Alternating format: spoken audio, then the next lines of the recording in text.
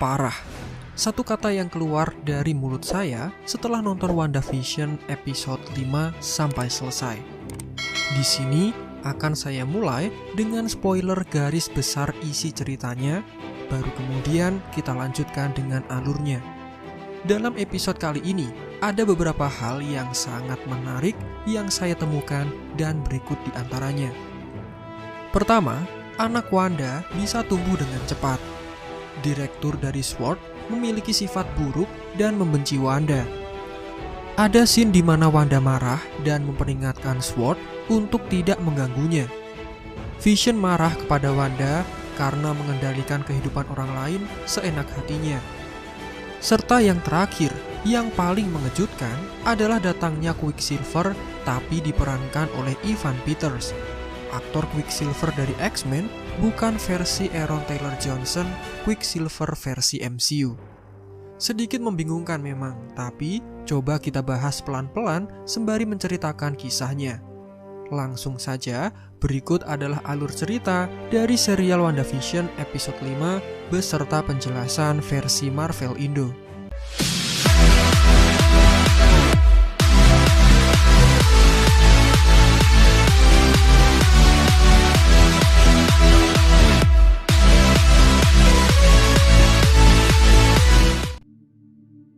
Awal mula, serial ini dibuka dengan Wanda dan Vision yang disibukkan dengan bayi kembar mereka.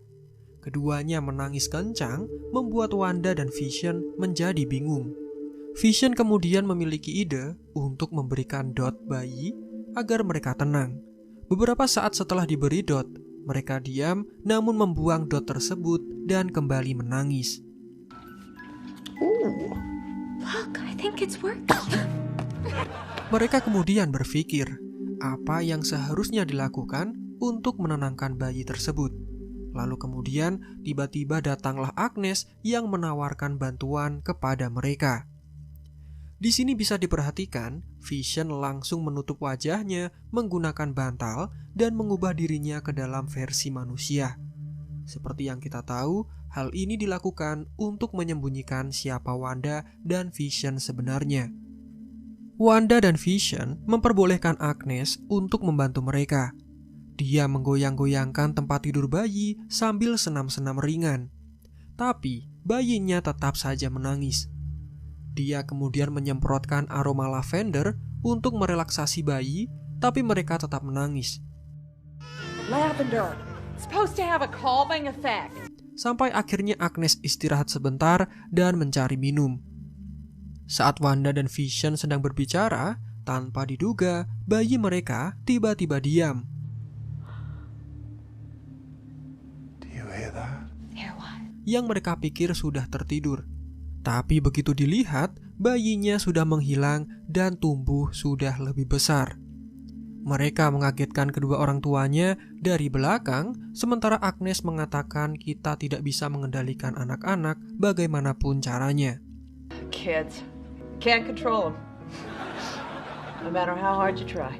Yang perlu dipertanyakan di sini, Agnes terlihat biasa saja dan tidak curiga terhadap pertumbuhan anak kembar mereka, menghasilkan kecurigaan kepada para penonton. Wanda dan Vision langsung memeluk anak mereka dan opening serial ini dimulai, menampilkan masa kecil Wanda dan Vision yang terlihat sangat imut, serta diiringi dengan lagu yang menghanyutkan perasaan karena menampilkan keluarga kecil yang terlihat sangat harmonis dan bahagia. Buat kalian yang sudah nonton ini di Disney Plus, pasti kalian tahu suasana yang saya maksud. Kemudian berlanjut, adegan Wanda tersebut seperti biasa sedang dipantau oleh SWORD. Monica yang dilempar keluar dari dunia Wanda sekarang sedang ditanyai oleh Taylor Hayward, pemimpin sementara dari organisasi itu. Monica kemudian menceritakan kondisinya selama berada di dalam sana. Menurutnya, begitu masuk ke dalam medan pelindung, rasanya sangat sakit. Ada suara Wanda di dalam kepalanya dan Monica tidak bisa melawan, seperti ada perasaan yang menahannya. Dia juga menambahkan rasanya seperti tenggelam dalam keputusasaan dan kesedihan. seolah Monica tahu apa yang dirasakan oleh Wanda. Setelah proses pengecekan selesai, Monica kemudian bertemu dengan Jimmy Woo yang sudah menunggunya. Darcy juga berkenalan dengan Monica dan mengaku sebagai fans beratnya. Monica, I know, I'm a big fan.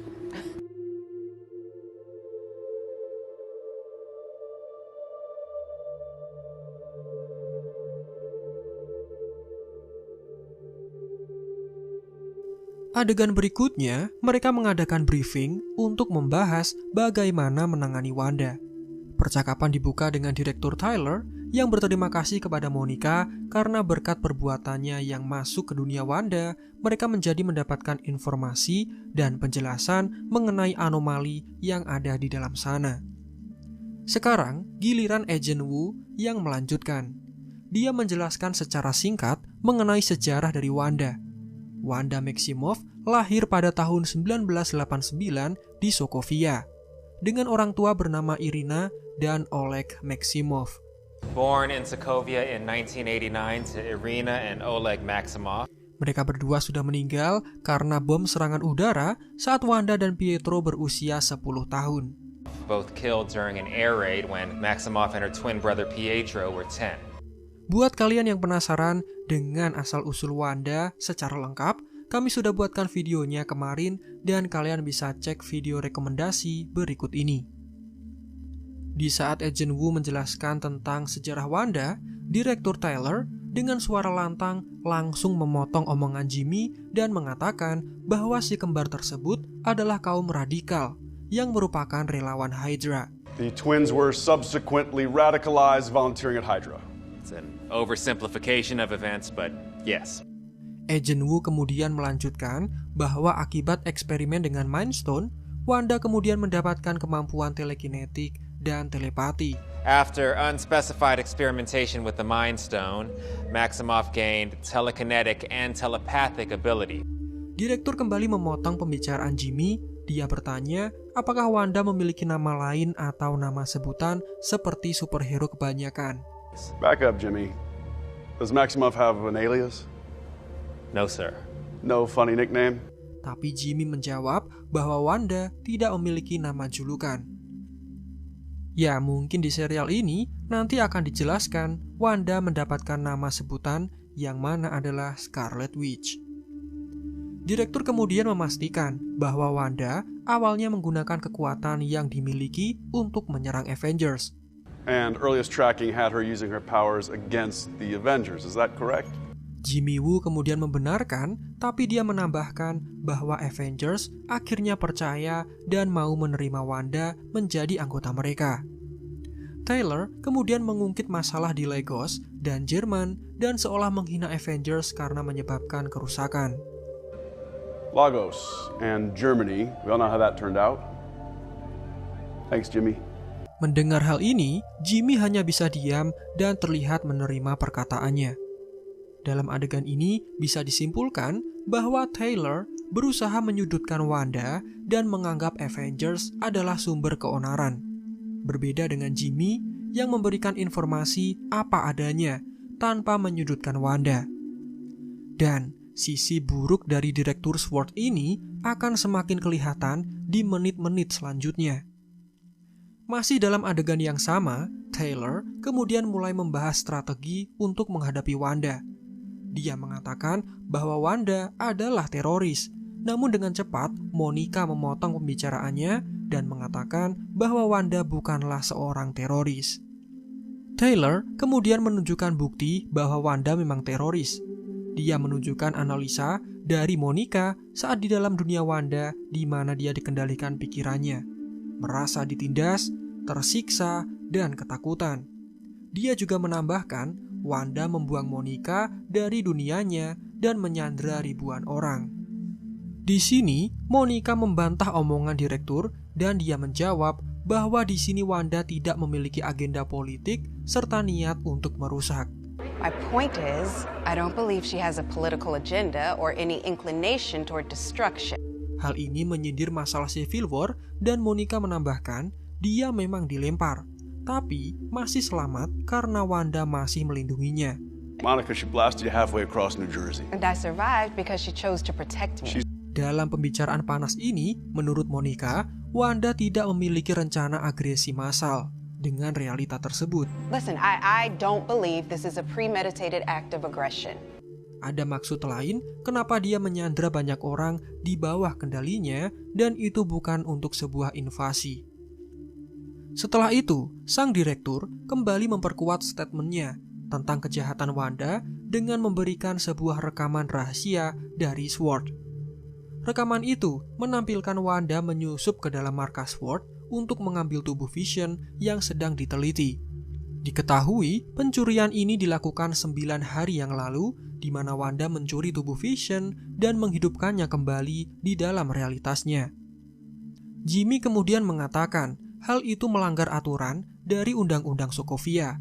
Tapi Wanda sendiri memang tidak mau menjadi senjata atau bawahan dari siapapun, termasuk menjadi bawahan untuk pemerintah. But that's in direct violation of Section 36B of the Sokovia Accord. He didn't want to be anybody's weapon. Di sini, Jimmy sempat bingung bagaimana Wanda bisa menghidupkan Vision tanpa menggunakan Mind Stone.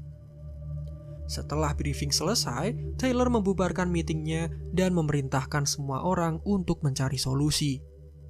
Kembali ke dunia Wanda, sekarang dikisahkan anak kembarnya memelihara anjing secara diam-diam. Anjing itu tidak memiliki kalung pengenal sehingga anaknya sangat ingin memelihara anjing tanpa pemilik itu. Wanda kemudian memberi saran kepada anaknya bahwa memelihara anjing memiliki tanggung jawab yang besar. Mereka harus memberinya makan, mengajaknya jalan-jalan, dimandikan, dan lain sebagainya. Sesaat kemudian, tiba-tiba Agnes datang sambil membawa rumah anjing untuk diberikan kepada si kembar itu. Hal ini sangat aneh. Pertama, Agnes datang tiba-tiba untuk menenangkan bayi Wanda ketika mereka menangis.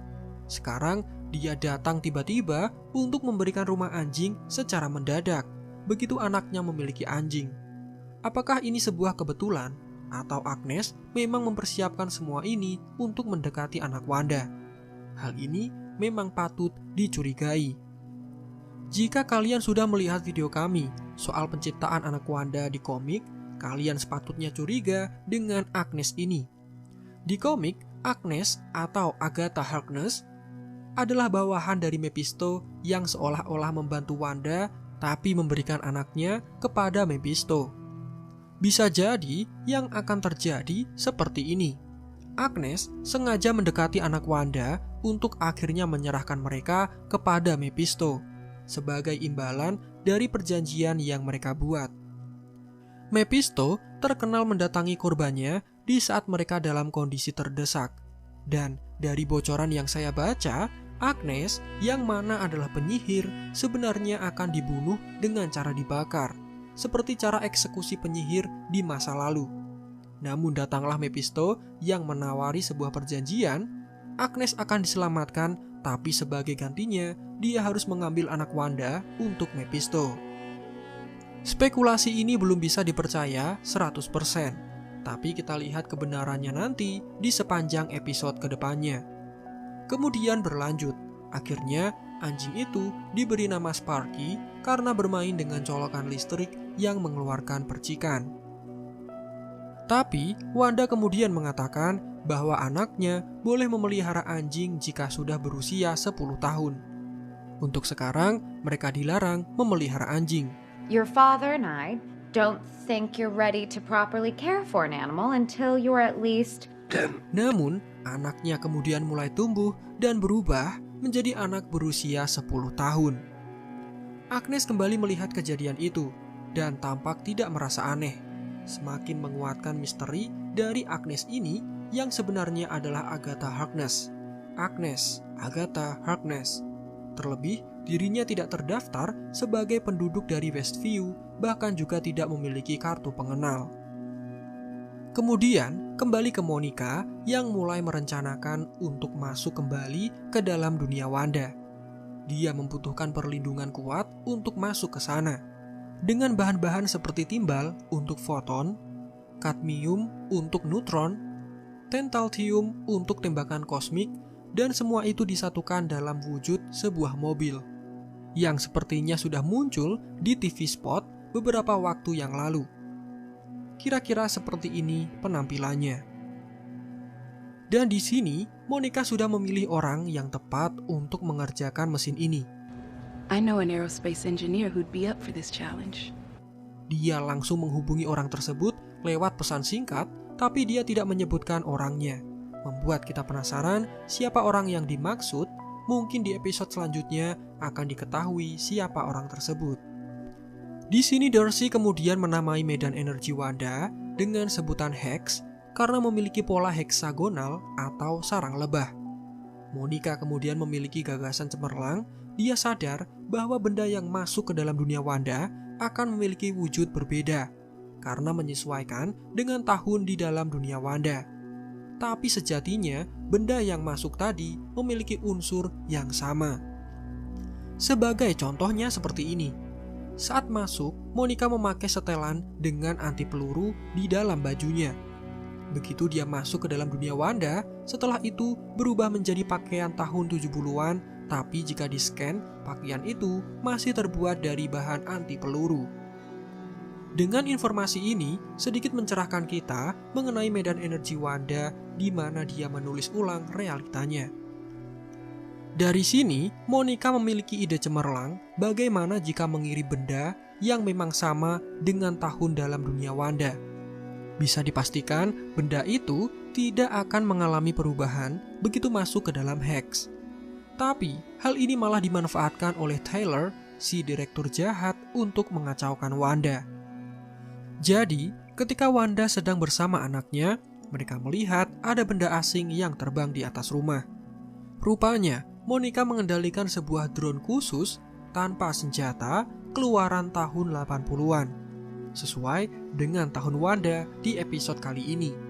Dan benar, karena sesuai dengan tahun di dalam realita Wanda, drone itu tidak berubah bentuk.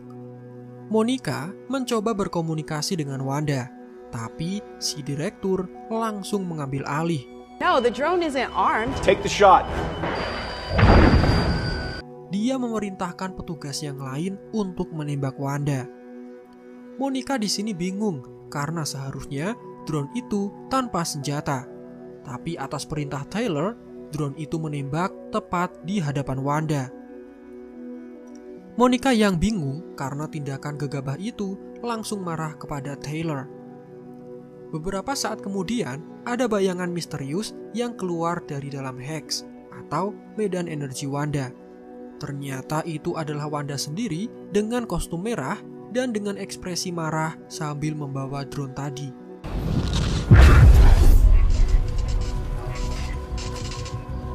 Wanda yang sangat marah kemudian memperingatkan jangan mengganggu rumahnya. Is this yours?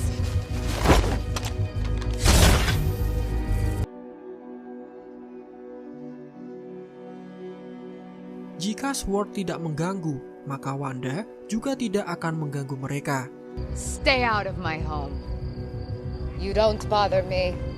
I won't bother you. Di sini, Wanda terlihat ingin menyerang Monica yang sudah lebih dulu dikenalnya.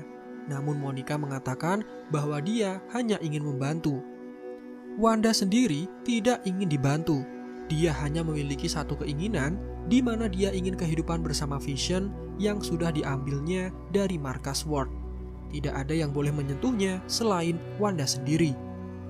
Di sini, Wanda juga sempat mengendalikan pasukan Sword untuk bersiap menembak Taylor sebagai peringatan terakhir atas upaya mereka mengganggu dunia Wanda. Tapi hal itu dibatalkan begitu dia masuk kembali ke dalam dunianya. Setelah itu, kembali kita diperlihatkan dengan adegan iklan jadul khas sitkom WandaVision. Iklan kali ini memperlihatkan tisu dengan merek Lagos. Jika kalian sadar, Lagos ini adalah lokasi di Nigeria di mana Wanda meledakkan satu gedung secara tidak sengaja ketika dia menyelamatkan Steve dari Romlo yang meledakkan diri. Seperti yang sudah sering saya bilang, iklan di serial WandaVision ini memperlihatkan kejadian yang berperan penting dan memiliki makna mendalam bagi kehidupan Wanda. Dan Slogan dari iklan ini sangat mengingatkan kita kepada kondisi Wanda. Dengan kalimat yang berbunyi, Lagos, di mana kau membuat kekacauan, tapi kau tidak bermaksud demikian. Lagos, for when you make a mess, you didn't mean to. Memang, Marvel Studios pandai dalam menyelipkan pesan penting di dalam serial WandaVision ini. Di sisi lain, Vision sedang berada di kantor dan dia bisa membuat komputer dengan dilengkapi jaringan internet. Sampai pada suatu ketika, ada email yang masuk dan bertuliskan pesan dari SWORD. Anehnya, semua pekerja yang ada di sana langsung membacakan isi surat itu dengan bersamaan, membuat Vision bingung dengan apa yang sebenarnya terjadi. Effect on Westview residents unknown. Please advise. Vision langsung menyentuh kepala rekan kerjanya dan ternyata hal mengejutkan kemudian terjadi. Rekan kerjanya yang diketahui bernama Herb menjadi sangat ketakutan. Dia sedang dikendalikan oleh seseorang dan tidak bisa mengurus keluarganya yang sedang sakit.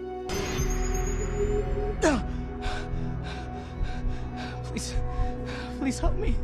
You have to stop her. Stop who? She's in my head. None of it is my own. Mendengar hal ini, Vision bingung dan kembali menyentuhnya, membuat rekan kerjanya itu kembali ke kondisi semula. Kisah kemudian berlanjut, di mana Wanda dan anak kembarnya mencari Sparky. Mereka melihat ke dalam semak-semak, tapi ternyata ada Agnes yang menemukan anjing itu dalam kondisi meninggal. Lagi dan lagi, Agnes sangat berhubungan dengan anak Wanda. Sudah ketiga kalinya dia muncul di waktu yang sama. Semakin menguatkan kalau manusia satu ini memiliki tujuan tertentu. Anak Wanda yang sedih kemudian meminta Wanda menghidupkan anjingnya. Karena mereka tahu ibunya ahli dalam memperbaiki sesuatu. Tapi Wanda bilang dia tidak bisa melakukan hal tersebut. Sampai akhirnya Vision datang karena dia sudah pulang dari bekerja.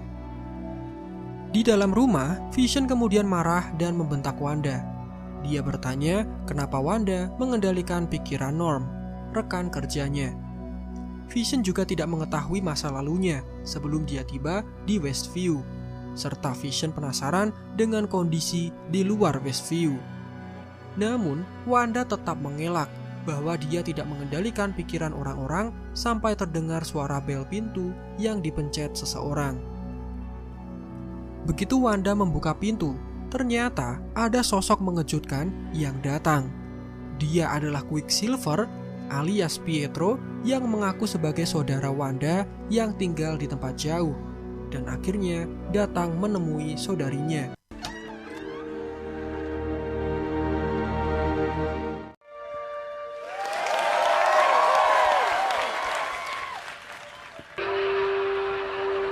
She recast Pietro?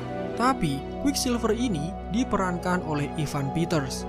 Quicksilver versi X-Men bukannya Aaron Taylor Johnson versi MCU. Serial ini kemudian selesai dengan meninggalkan misteri.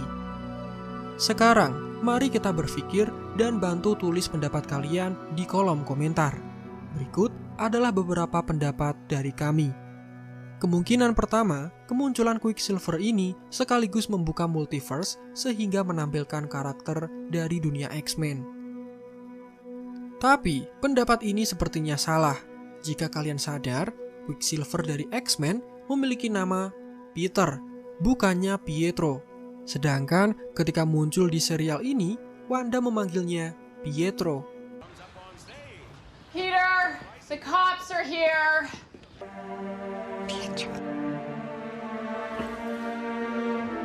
Bisa dipastikan Quicksilver ini mirip seperti reboot. Jadi memerankan karakter yang sama dari dunia X-Men, tapi ini versi MCU. Yang mana berarti kisah X-Men di film sebelumnya, di universe Fox sebelumnya, tidak akan dimasukkan ke dalam kisah ini. Aktor sama, dengan peran yang sama, tapi versi Marvel Studios, bukan versi dari film sebelumnya.